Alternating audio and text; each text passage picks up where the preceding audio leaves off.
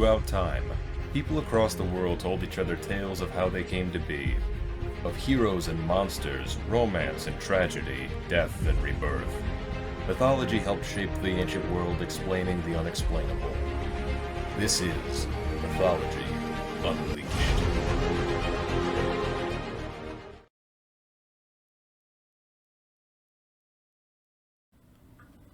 Long ago, there was a time when the world of humans had no stories to tell one another. It was a bleak existence, filled with quiet nights around the fire. In truth, the stories were all in the possession of the sky god, Nyame, who kept them secured in his palace. Anansi, the spider, was determined to acquire the sky god's stories and bring them to the mortal world. When he approached Nyame, the sky god laughed. Many had come before Anansi, inquiring about the stories he possessed, and none could pay the price for them, not even the most powerful of kings. Anansi would not be intimidated, however, and asked Nyame his price. So the sky god entertained the spider, and said that he would grant the stories to Anansi in return for Onini the python, Osebo the leopard, Moboro the hornets with stings like fire, and Moachia the fairy. It was a high price, and a seemingly impossible set of tasks, especially for a spider. But Anansi was clever, and had a set of tricks in mind.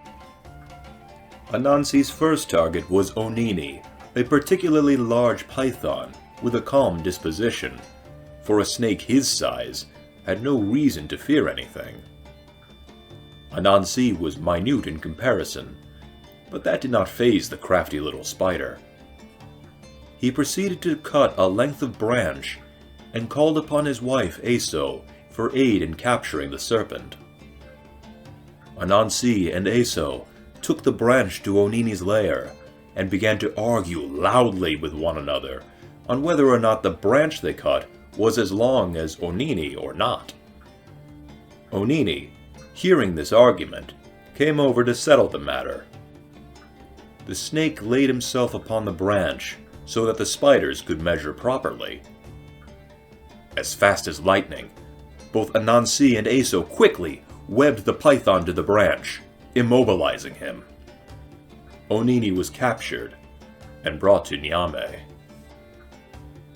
Anansi's next target was Osebo, the leopard with the terrible teeth, whose strength and appetite were legendary. Having observed Osebo's daily habits, Anansi dug a deep pit between the leopard's lair and the waterhole, and covered it with leaves and bramble. The following morning, Osebo made his daily commute to the waterhole, and fell into the spider's trap. Offering to help, Anansi spun a rope from his webs, and challenged Osebo to use his great strength to get out of the pit.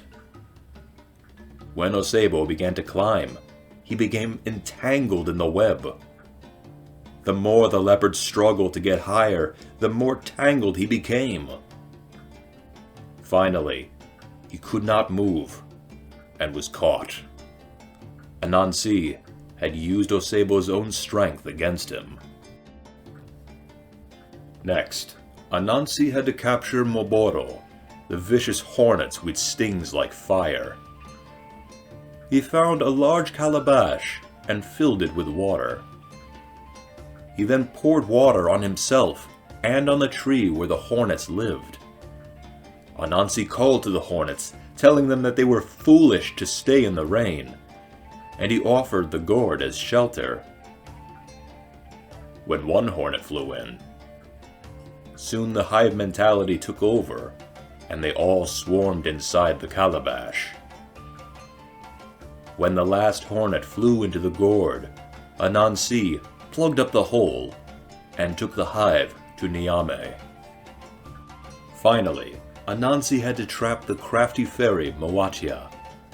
He knew his final task would be the most difficult, but he also knew of her love for yam paste. Anansi crafted a doll covered in the sticky sap of a gum tree. He set a bowl of yam paste into its lap and placed it under the odum, the tree of life where fairies congregate. In time, Moadia came along and saw the yam paste. She could not resist and asked the doll for permission to have some. The doll did not reply, angering the fairy with apparent rudeness.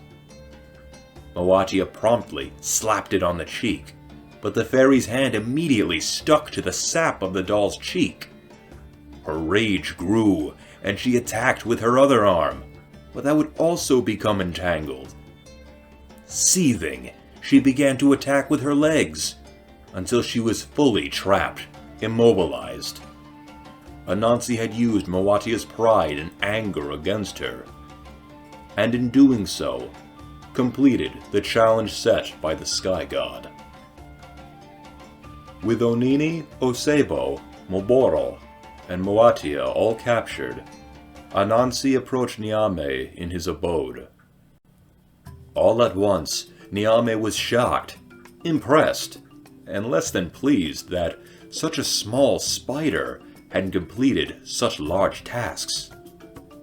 He did not want to give over his stories, but a bargain is a bargain, and he would honor it.